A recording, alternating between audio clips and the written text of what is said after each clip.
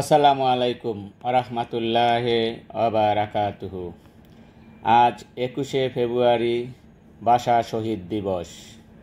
52 ভাষা আন্দোলনে যারা শহীদ হয়েছেন তাদের প্রতি বিশ্বের সকল প্রবাসীদের পক্ষ হতে আমি মোহাম্মদ শাহ আলম তালুকদার সিঙ্গাপুর প্রবাসীদের পক্ষ হতে অমর 21শে ভাষা শহীদদের প্রতি জানাই শ্রদ্ধাঞ্জলি।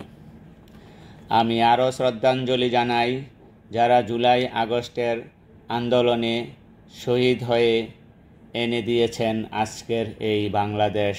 তাদের প্রতি সমবেদনা জানাই, তাদের পরিবারের প্রতি আবেদন জানাই সরকারের প্রতি, যাতে তাদের প্রতিটি পরিবার সরকারি অনুদান বহাল থাকে। আমার এই ইউটিউব চ্যানেল খোলা হয়েছিল আজ হতে 1 বছর আগে। উদ্দেশ্য ছিল যারা অনলাইন ফেসবুক, ইউটিউব চ্যানেলের মাধ্যমে একে অন্যের ওপর কাদা ছোড়াছুড়ি করে এবং একে অন্যের দোষ খোঁজাখুঁজি করে, এমনকি যারা নোংরা ভিডিও আপলোড করে পয়সা কামানোর উদ্দেশ্য করে তরুণ সমাজকে নষ্ট করে, তাদের দোস্তুটি এবং তাদেরকে নিয়ে সমালোচনা করার জন্য এই চ্যানেলটা খোলা হয়েছিল। এই চ্যানেলের আরও একটা উদ্দেশ্য ছিল, সেটা হলো আমরা যারা প্রবাসী আমাদের দুঃখ সুখ এবং আমাদের সুযোগ সুবিধা এগুলা নিয়ে আমরা এই চ্যানেলের মাধ্যমে কথাবার্তা বলবো এবং প্রবাসীদের সুযোগ সুবিধা এবং প্রবাসীদের সুখ দুঃখ তুলে ধরব এই চ্যানেলের মাধ্যমে দেশবাসীর কাছে। আমি ধন্যবাদ জানাই তাদের যারা জুলাই আগস্টে আন্দোলন করে এনে দিয়েছে আজকের এই বাংলাদেশ। আজ আমার এই ভিডিও করার উদ্দেশ্য হলো যারা জুলাই আগস্টের আন্দোলনে এমনকি 15 থেকে 17 বছর ইঁদুরের মতো গর্তে লুকিয়েছিল অনেক নেতাকর্মী, যারা আজ এসে তারা গর্তের ভিতর থেকে নতুন ফেস সমাজে উপস্থাপন করছে, তাদের প্রতি যারা দলীয় পদমর্যাদাশালী ব্যক্তি দেশে এবং বিদেশে আমার দেখা মতে যারাই ছিল, তারা জুলাই আগস্টের আন্দোলনে ছাত্রদের পাশে থাকুক, দূরে থাক এবং জুলাই আগস্টের আন্দোলনে ছাত্রদের কোনো সহযোগিতা এবং কি কোনো পরামর্শদাতা হিসাবেও তারা কাজ করে নাই। ছাত্রদের পাশে ছিল ছাত্রছাত্রীদের আত্মীয় স্বজন এবং ছাত্রছাত্রীদের পরিবার। ছাত্রছাত্রীদের পাশে ছিল একমাত্র যারা ছাত্রছাত্রীদেরকে ঢাকা থাকার এবং ঢাকা সিটিতে থাকবে, রাতে খাবার এবং অন্যান্য সহযোগিতা পানি দেওয়ার জন্য যারা সহযোগিতা করছে, তারাই ছিল ছাত্রছাত্রীদের পাশে। সবচেয়ে বড় কথা হলো ছাত্রছাত্রীদের পাশে ছিল বিশ্বের সব দেশের প্রবাসীরা।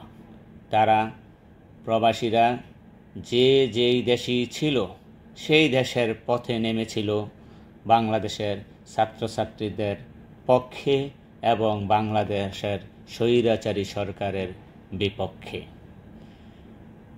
প্রবাসীরা তারা বাংলাদেশের ছাত্রছাত্রীদের পক্ষে আর্থিক সহযোগিতাও করেছে।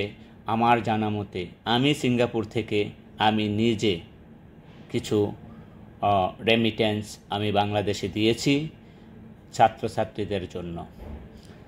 তাছাড়া প্রবাসীরা রেমিটেন্স বন্ধ করে দিয়েছিল ছাত্রছাত্রীদের পক্ষ হতে, এমনকি এই রেমিটেন্সের জন্য স্বৈরাচারী সরকার প্রবাসীদের কাছে ক্ষমা চেয়েছিল এবং অনুরোধ করেছিল রেমিটেন্স পাঠানোর জন্য।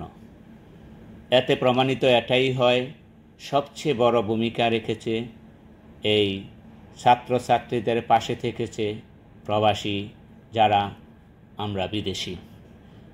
কিন্তু আমার জানা মতে তখন যারা দলীয় পদমর্যাদাধারী নেতা এবং নেত্রী ছিল, তারা ইঁদুরের মতো গর্তের ভিতর লুকিয়েছিল।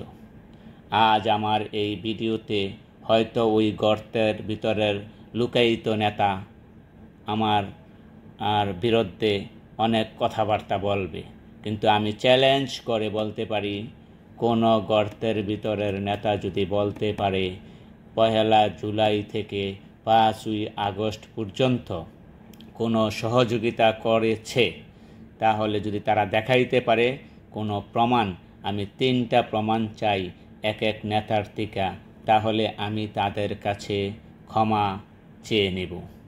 আর যদি তারা কোনো না দেখাইতে পারে, তাহলে আমি তাদের কাছে অনুরোধ করব, এই চ্যানেলের মাধ্যমে আপনারা কাদা ছোড়াছুড়ি না করে, একে অন্যের ওপর দোষ ত্রুটি না দিয়ে, আমরা যারা 17 বছর কথা বলতে পারিনি, বুক ফুলিয়ে চলতে পারিনি, তারা আজ অন্তত গর্তের ভিতর বাহির হয়ে একটু কথা বলতে পারছি, একটু বুক ফুলিয়ে চলতে পারতেছি, এটাই শুকরিয়া করা উচিত।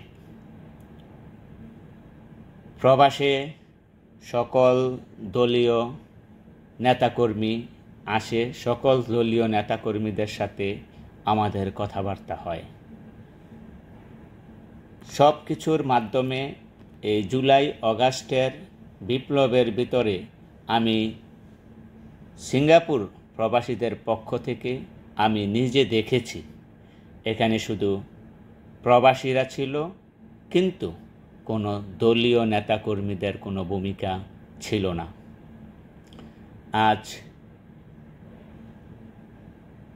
এখানে আমার এই ভিডিওর মাধ্যমে আপনাদের অনুরোধ জানাচ্ছি এবং আমার এই ভিডিওর মাধ্যমে সকল নেতাকর্মীদেরকে অনুরোধ করছি, সেটা হলো, আমরা সকালে এক কথা, বিকালে আরেক কথা, আগামী দিন আরেক কথা, আমাদের একই মুখে বিভিন্ন কথাবার্তা না বলে আমরা সবাই কি বলবো, সরকার, সমাজ এবং সবাইকে কিভাবে সহযোগিতা করব, সেই চেষ্টা করলে মনে হয় আমাদের পদমর্যাদা ঠিক থাকবে এবং আমাদের ব্যক্তিগত মান সম্মান ঠিক থাকবে। অন্যথায় আমাদের পদমর্যাদা এবং মান সম্মান কোনোটাই থাকবে না। আমি আরও অনুরোধ করতে চাই, এই চ্যানেলের মাধ্যমে বর্তমানে এবং এই প্রবাস জীবনে বিভিন্ন নেতাকর্মীদের সাথে আলাপ আলোচনা করে দেখেছি, আগে যারা বিগত 15-16 বছর, এমনকি জুলাই আন্দোলনে যারা গর্তের ভিতর ইঁদুরের মতো লুকিয়েছিলেন, তারা এখন ছাত্রছাত্রীরা আন্দোলন করে নতুন দেশ এনে দিয়েছে। এখন আপনারা আবার আপনাদের পদমর্যাদা নিয়ে আবার ফিরে এসেছেন। আমি অনুরোধ করব, ওই গর্তের ভিতরে লুকায়িত ইঁদুরের মতো নেতারা, তাদের পদমর্যাদা যদি কোনোটা থেকেও থাকে, পদ পদবি, আমি বলবো, মনে হয় আমার মতে তারা ওই পদ থেকে সরে দাঁড়ানো উচিত। যারা আন্দোলনে ছিল এবং যারা বিগত 17 বছর দলীয় কার্যক্রমে ছিল, তাদেরকে, নতুনদেরকে সুযোগ দিয়ে দেওয়া উচিত। নির্লজ্জের মতো আপনারা আপনাদের কোনো দলীয় পদবি ধরে রাখা উচিত বলে আমি মনে করি না। আমি শুকরিয়া জানাই এই প্রবাস জীবনে এবং বাংলাদেশে আমাদের আত্মীয় স্বজনের সাথে এবং বাংলাদেশের বিভিন্ন জনগণের সাথে কথা বলে দেখেছি, তারা অন্তত এখন বর্তমানে অনেক ভালো এবং শান্তিমতো আছে। অশান্তি মতো আছে যারা বলে তারা হলো আওয়ামী সমর্থিত লোক। আর যারা বলে এই সরকার চালাইতে পারছে না, চলতে পারছে না, তারা হলো ওই গর্তের ভিতর লুকায়িত নেতাকর্মী। আমি অনুরোধ করব আমার এই চ্যানেলের মাধ্যমে আমরা সবাই সংযুতভাবে কথা বলি এবং সবাই সহযোগিতা করি। যদি কোনো সমস্যার সম্মুখীন হয় কিভাবে সেটা সমাধান করা যাবে। বিগত দিনের নেতাকর্মীরা যারা বিগত দিন দেশ চালিয়েছিলেন তারা সমস্যা হলে সমাধান করার উপায় তারাই বলতে পারেন, কিন্তু তারা ক্ষমতার জন্য ওই সমাধান না করে তারা কবে নির্বাচন দিবে তারা নির্বাচন চাচ্ছেন। বর্তমান সরকার কী অসুবিধা যে আপনাদের নির্বাচন দিতে হবে?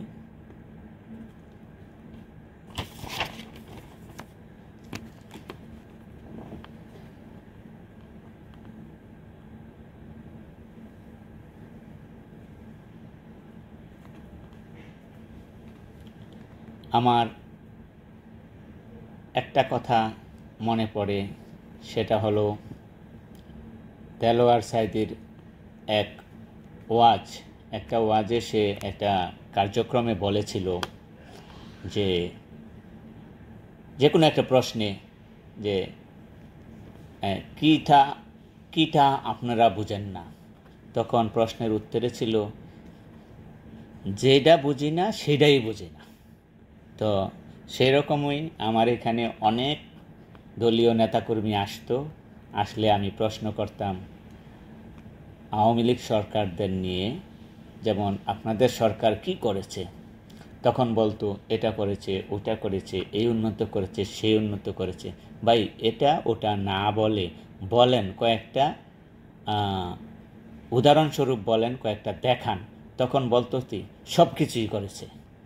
তেমনি এখন বর্তমানে এই ফ্যাসিস্ট এবং ওই স্বৈরাচারী সরকারের পরবর্তীতে বর্তমানে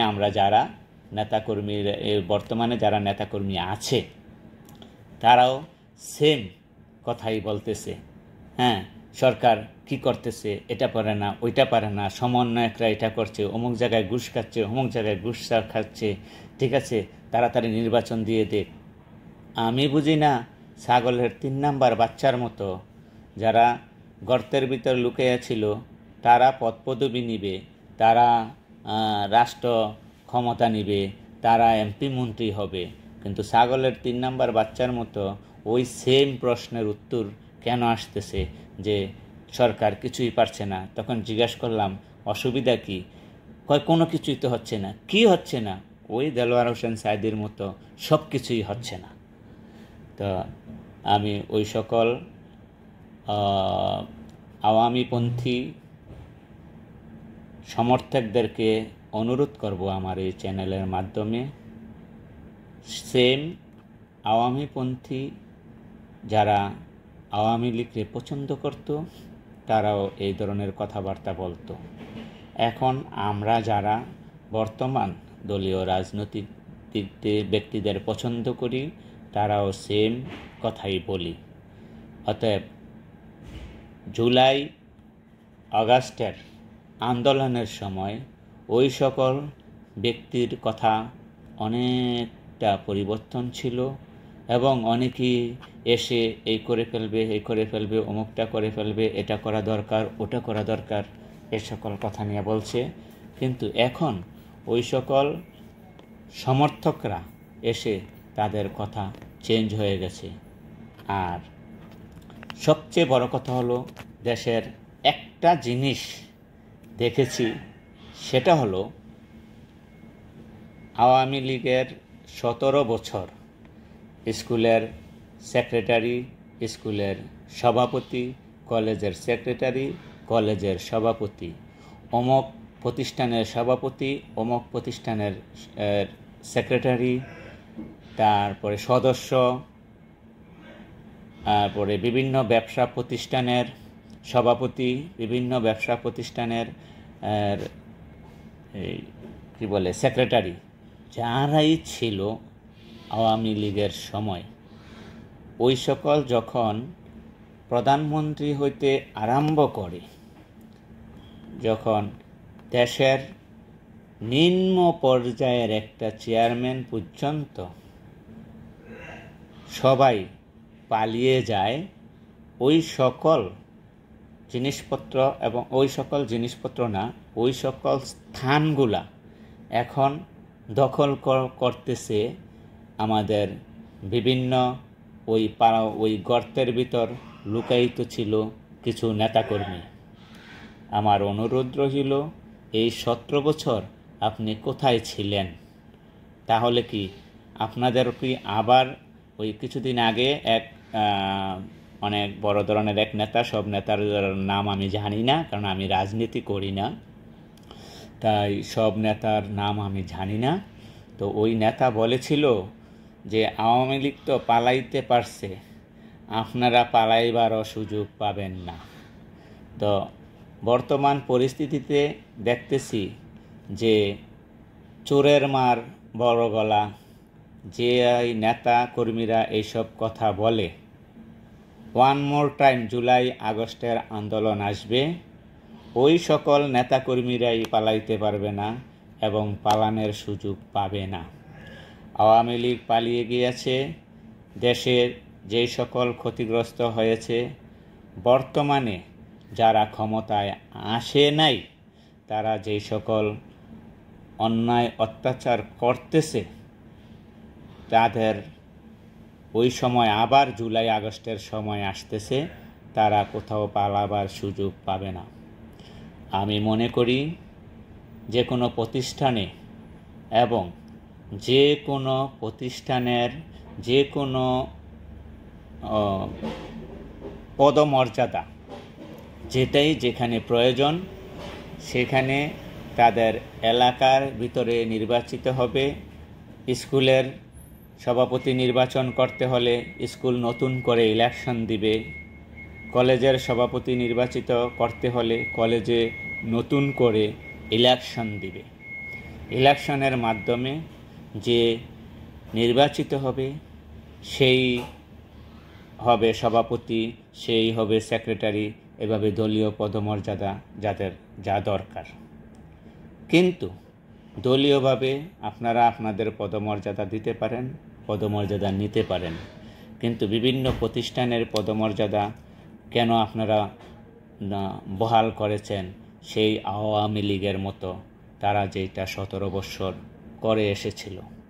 আমার অনুরোধ রইল ওই সকল নেতাকর্মীদের প্রতি যারা অন্তত জুলাই আগস্টে গর্তের ভিতরে ছিলেন, ইঁদুরের মতো লুকিয়ে ছিলেন, তারা এখন অন্তত ওইসব কাজ থেকে বিরত থাকেন। অন্যথায় আবার one more time July August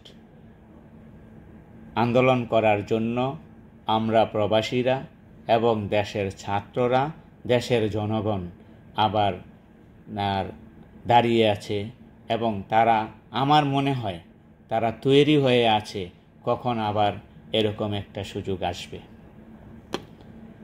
আমি এই চ্যানেলের মাধ্যমে আরও একটা অনুরোধ জানাচ্ছি, সেটা হলো বর্তমান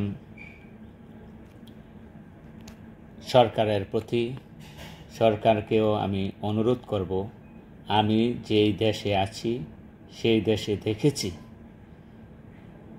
যেখানে যেটা করা দরকার ওখানে ওই লোকদের মাধ্যমে এবং ওই নামেই করা হয়।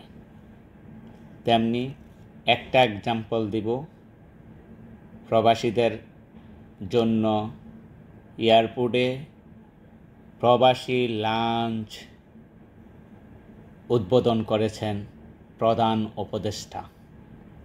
আমি মনে করি এটাও সে ঠিক করেনি, কারণ এইসব ড্রামা নাটকের কোনো প্রয়োজন নাই। যদি প্রবাসী এবং প্রবাসী লাঞ্চ ওপেন করে থাকে তাহলে এয়ারপোর্ট এয়ারপোর্টের দায়িত্বে যে অফিসার আছে সেই অফিসার এটা উদ্বোধন করবে, সেই অফিসার এটা উপস্থাপন করবে। সেই অফিসার তখন বলবে যে হ্যাঁ, আমাদের উপদেষ্টা, আমার প্রধান উপদেষ্টা আমাকে এটা করার জন্য, আমাকে এটা উদ্বোধন করার জন্য বা আমাকে এটা করার জন্য সে অর্ডার করেছে বা আমাকে বলেছে, আমি এটা করেছি। তেমনি তারা সংস্কার করবে, সংবিধান চেঞ্জ করবে। তাদের মনও যদি ভালো হতো তাহলে তারা যেই দিন রাষ্ট্রীয় ক্ষমতায় বসেছে সেই দিন তারা সর্বপ্রথম নিয়ম করা প্রয়োজন ছিল, সেটা হলো যে ক্ষমতায় থাকা অবস্থায়ও যে কোনো অপরাধ এবং ক্ষমতায় যারা আছে তাদের নামে যদি কোনো অপরাধ আসে, তারা ক্ষমতায় থাকা অবস্থায় সেটা আইনের মাধ্যমে সমাধান করবে।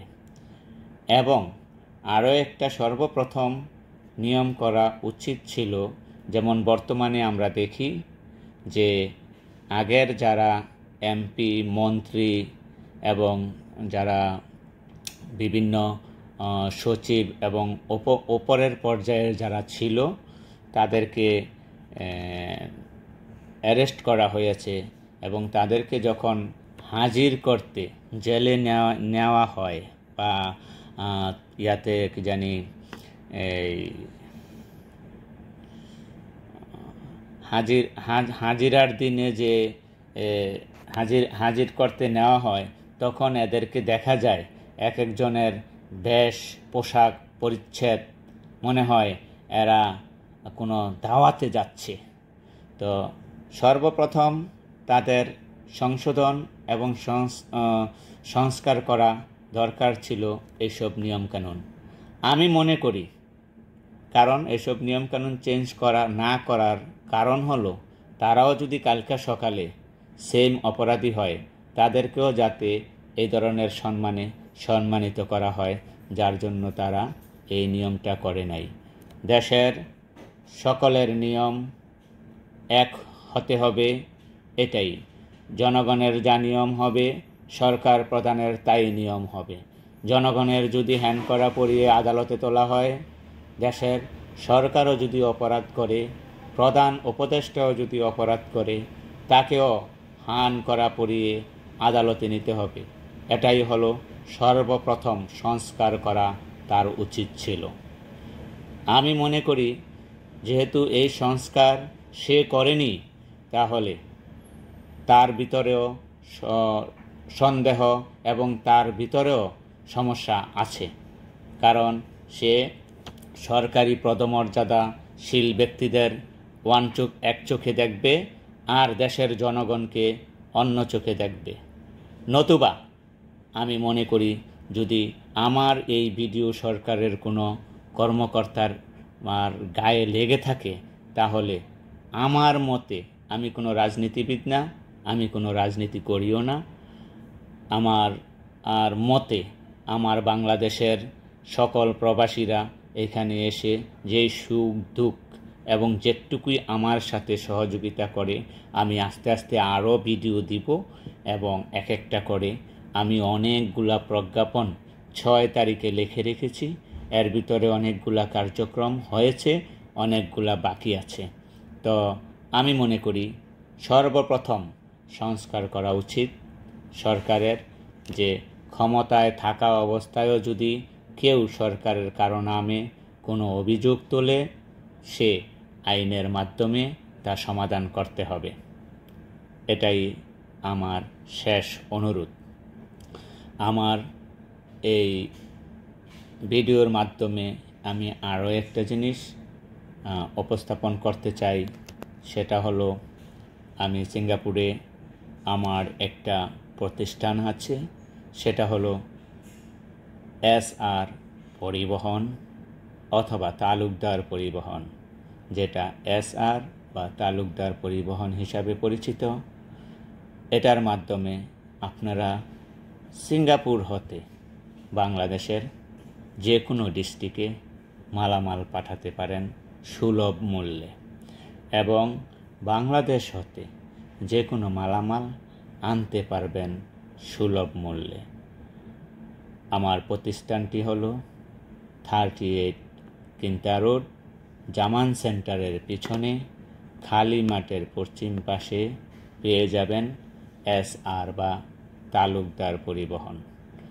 এটার মাধ্যমে আপনারা সিঙ্গাপুর প্রবাসী যারাই আছেন তারা সুলভ মূল্যে দেশে বাই এয়ারের মাধ্যমে মালামাল পাঠাতে পারবেন এবং আনতে পারবেন। আমার ঠিকানা আমি আবারও আপনাদেরকে একটু আমার একটা স্টিকার আছে আমার পিছনে, সেই স্টিকারটা থেকে আপনারা আমার নাম্বারটা সংগ্রহ করে নিতে পারবেন। একটু জুম করে যদি আমার হাতের বাম পাশে আমার নাম্বারটা আছে, আপনারা ওই নাম্বারে আমার সাথে যোগাযোগ করতে পারবেন। এবং কারো যদি কোনো পরামর্শ, সুখ দুঃখ বা কোনো সৎ উপদেশ থাকে, আয়শা আমার সাথে যোগাযোগ করেন। আমি চেষ্টা করব আজ থেকে কিছু করে কিছু ভিডিও উপস্থাপন করতে, যেটা আমাদের দেশের, আমাদের দলীয় নেতাকর্মীদের জন্য উপকারে যদি আসে। আমি তো আর নেতা না, আমি তো আর কোনো আগে কখনো কোনো ভিডিও আপলোড করিনি, এটাই আমার প্রথম ভিডিও। হয়তো আমার অনেক ভুল ত্রুটি হতে পারে, আমার কথাবার্তা অনেকটা গোছানো নাও হতে পারে, তো আপনারা আশা করি বুঝে নেবেন এবং আমার ভুল ত্রুটি হলে ক্ষমা চোখে দেখবেন। আর যদি আমার কোনো কিছু পরিবর্তন করা প্রয়োজন পড়ে, আপনারা আমাকে উপদেশ দিবেন, আমি পরিবর্তন করে নিব ইনশাল্লাহ। আল্লাহ হাফেজ। সিঙ্গাপুর প্রবাসীদের পক্ষ হতে আমি শাহ আলম তালুকদার।